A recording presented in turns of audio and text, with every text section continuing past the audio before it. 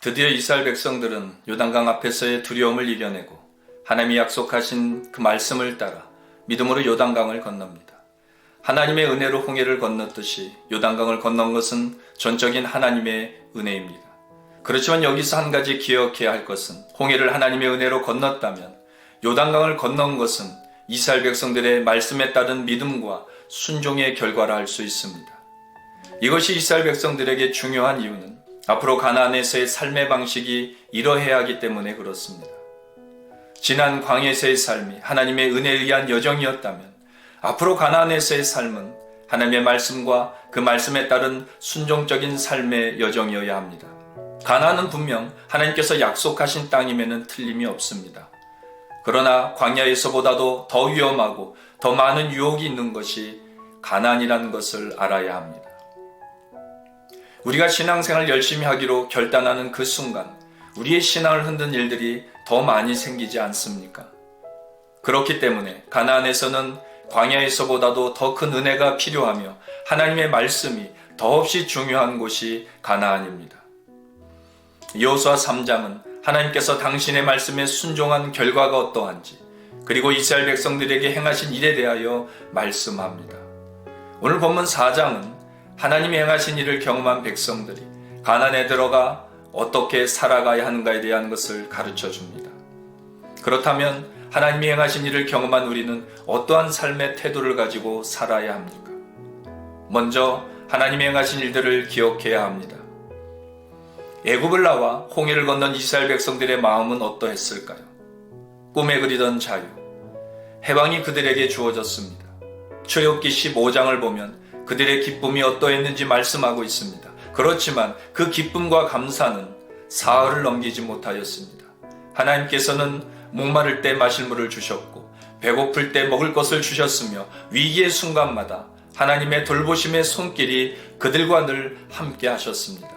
그럼에도 그들은 어김없이 원망과 불평을 일삼았습니다. 무엇이 이들을 이렇게 만들었을까요? 그것은 하나님이 행하신 일을 잊었기 때문에 그렇습니다. 우리는 너무도 쉽게 잊으며 살아갑니다. 자신의 필요에 따라 그리고 상황에 따라 취사 선택을 하듯이 잊어야 할 것들은 늘 마음에 두고 살면서 정작 기억해야 할 것은 잊고 살아갑니다. 신명기서에서 중요한 키워드 가운데 하나는 잊지 말라는 것입니다. 그러면 이스라엘 백성들에게 그리고 그 말씀을 읽고 있는 우리에게 뭐라고 말씀하시는지 신명기서의 말씀을 한번 보겠습니다. 신명기 8장 2절에서 4절입니다. 내 하나님 여호와께서 이 40년 동안에 내게 광야 길을 걷게 하신 것을 기억하라. 이는 너를 낮추시며 너를 시험하사 내 마음이 어떠한지 그 명령을 지키는지 지키지 않는지 알려 하심이라. 너를 낮추시며 너를 줄이게 하시며 또 너도 알지 못하며 내 조상들도 알지 못하던 만나를 내게 먹이신 것은 사람이 떡으로만 사는 것이 아니요 여호와 입에서 나오는 모든 말씀으로 사는 줄을 내가 알게 하려 하심이니라. 이 40년 동안에 내 의복이 헤어지지 아니하였고 내 발이 부르트지 아니하였느니라. 그러면서 그들에게 주어질 축복을 말합니다. 신명기 8장 12절과 13절입니다. 내가 먹어서 배부르고 아름다운 집을 짓고 거주하게 되며 또 내 소와 양이 번성하며 내 은금이 증식되며 내 소유가 다 풍부하게 될 때에. 모세는 하나님이 너희에게 베풀어 주시고 행한 일을 잊지 말라고 말하면서 그들에게 우려 섞인 말을 합니다. 신명기 8장 14절을 볼까요? 내 마음이 교만하여 네 하나님 여호와를 잊어버릴까 염려하노라. 우리가 잊으면 안 되는 이유가 무엇이라고 말씀합니까? 그것은 교만해져서 하나님의 은혜를 잊어버리기 때문이라고 말씀합니다. 바울은 이러한 고백을 하였습니다. 나의 나된 것은 하나님의 은혜라. 이것은 바울이 하나님의 은혜를 늘 기억하고 있다는 증거입니다. 여러분들이 잊지 않고 그리고 기억하고 있는 것은 무엇입니까? 과거 교회들은 하나님의 은혜로 풍요로웠던 시절이 있었습니다. 그렇지만 그러한 풍요로움이 꼭 축복만은 아닙니다. 그 풍요로움과 주신 축복을 잘 간직하며 그것을 잘 활용해야 하는데 중세교회는 그렇지 못하였습니다. 교인들은 먹고 살기 힘들어도 교회는 부족함이 없었습니다. 중세 시대의 교회들을 보면 얼마나 웅장하고 화려한지 모릅니다. 그러한 건물을 건축하기 위하여 막대한 돈과 권력과 시간을 들였습니다. 그러나 당시 교회에는 예수는 없어도 금은 보화는 차고 넘쳐났습니다. 성직자가 시류에 영합하여 부와 권력을 탐하고 더 좋은 자리에 오르려고 기회를 엿보지만 주신 사명은 망각하였습니다. 그 결과가 어떻습니까? 지금 유럽의 대부분의 교회들은 문을 닫았고 교회들은 술집이나 식당으로 넘어갔습니다. 이렇듯 하나님의 말씀을 따르지 않고 하나님을 잊게 된다면 결국에는 본질을 망각하여 망령되고 허탄한 것을 따르게 됩니다. 이것이 바로 가나안에서 하나님을 잊지 말아야 할 이유입니다. 오늘 본문에서 여호수아는 그들이 가나안에 들어가서 어떠한 태도를 갖고 어떻게 살아야 하는지, 그리고 후손들에게 하나님이 하나님 되심을 기억할 수 있도록 알려주라고 말씀합니다. 본문 6절과 7절입니다. 이것이 너희 중에 표징이 되리라. 후일에 너희의 자손들이 물어 이르되 이 돌들은 무슨 뜻이냐 하거든 그들에게 이르기를 요단물이 여호와의 언약궤 앞에서 끊어졌나니 곧 언약궤가 요단강을 건널 때에 요단물이 끊어졌으므로 이스라엘 자손에게 영원히 기념이 되리라 하라 하니라. 요단강에서 취한 12돌을 이스라엘의 표징으로 삼으라고 하시는 이유가 무엇일까요? 그들과 그들의 자손들에게 하나님의 행하신 일을 기억하게 하시기 위함입니다.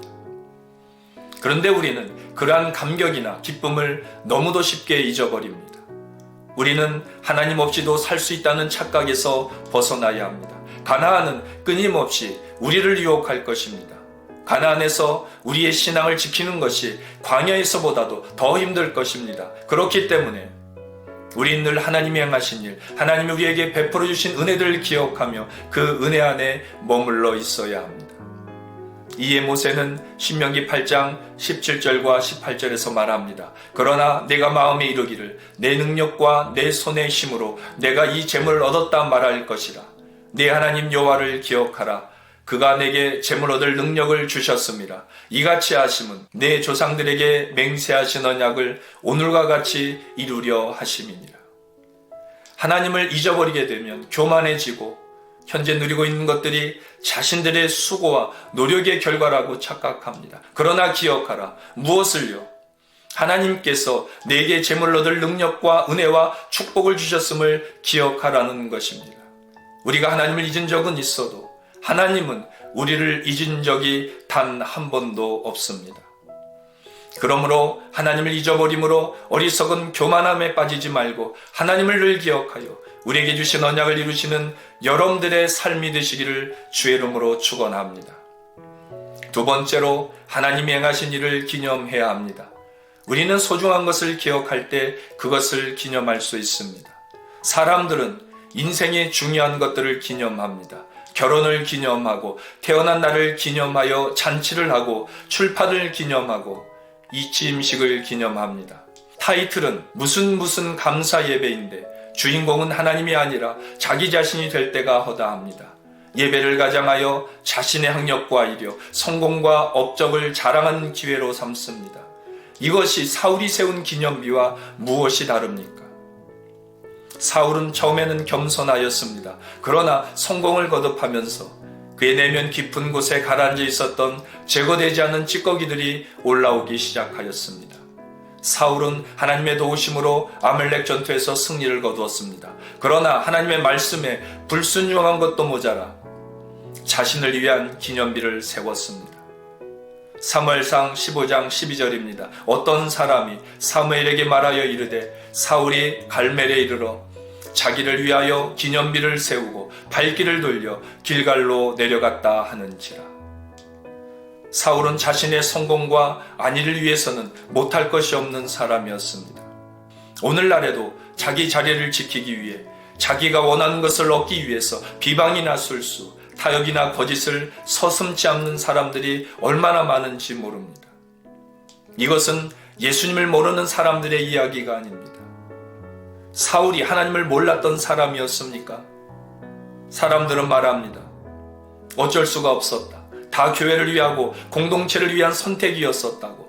그러나 그것은 자기 합리화이지 다 자신을 위한 선택이었습니다. 사울도 그렇게 말하지 않았습니까? 다 하나님을 위한 것이라고 말하지만 그것은 자신을 위한 선택이었습니다. 그는 현재의 자리를 지키기 위해 수단과 방법을 가리지 않았습니다. 그러나 다윗은 사울을 죽이고 그의 자리를 차지할 기회가 있었지만 그는 그렇게 하지 않았습니다. 또한 주변의 사람들이 사울을 죽이는 것이 하나님의 뜻이라고 부추겼지만 그는 현재의 이익이나 권력이 아닌 하나님의 마음을 따랐던 사람이었습니다. 오늘 하나님은 이러한 다윗과 같은 사람을 찾고 계십니다. 오늘 하나님께서 우리에게 원하시는 것은 자신을 위한 기념비가 아니라 하나님을 위한 기념비를 세워 하나님이 하신 일을 날마다 기억하기를 원하십니다.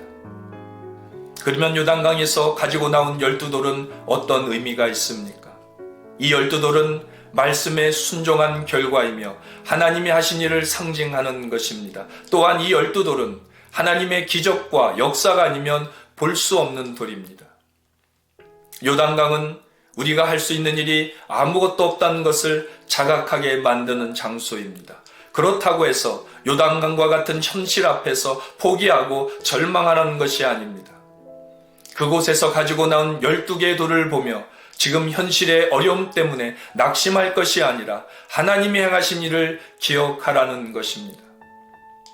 그들은 요단강에서 가지고 나온 12돌을 어디에 세웁니까? 본문 20절을 보면 그 12돌을 길갈에 세웠다고 말씀합니다. 길갈은 바퀴 굴리다는 뜻을 가지고 있는데 애굽의 수치를 굴러가게 했다는 의미입니다. 하나님의 백성들은 애굽에서 수치와 고통 속에 살았습니다. 그리고 광야에서는 불순종으로 인해 방황의 삶을 살았습니다. 그러나 그들은 하나님의 은혜로 약속하신 땅 가나안에 들어감으로 그동안 받았던 수치와 고통과 절망에서 벗어나게 하셨다는 것을 말하고 있는 것입니다. 그러므로 길갈은 하나님이 수치를 물러가게 하시고 하나님의 백성으로 새롭게 출발하게 하시는 곳이며 약속하신 것을 반드시 이루시는 그 하나님의 신실하심을 고백하는 장소이기 때문에 길갈에 세운 12개의 돌은 의미가 있습니다. 그리고 이 12개의 돌이 주는 또 다른 의미는 그들의 후손들에게 하나님이 하신 일에 대하여 가르치고 그들로 하여금 하나님이 어떠한 분이신지를 알며 그 하나님을 신뢰하게 하는 상징적인 의미가 있습니다. 대부분의 부모들은 자녀들에게 많은 것을 물려주고 싶어 합니다. 그래서 그렇게 하지 못한 것에 대한 미안함과 아쉬움을 가집니다. 그러나 우리가 진정으로 아쉬워야 할 것은 바른 신앙의 모습과 그리스도인으로서 어떻게 살아가야 하는가에 대한 신앙적 유산을 남겨주지 못한 것에 대한 아쉬운 마음이 더 커야 합니다. 그렇기 때문에 길갈에 세운 기념비가 다음 세대의 중요한 이유가 여기에 있습니다. 후손들에게 하나님을 늘 기억할 수 있도록 가르치고 유혹이 많은 가나안에서 하나님을 의지하며 살아가라는 의미가 담겨 있습니다.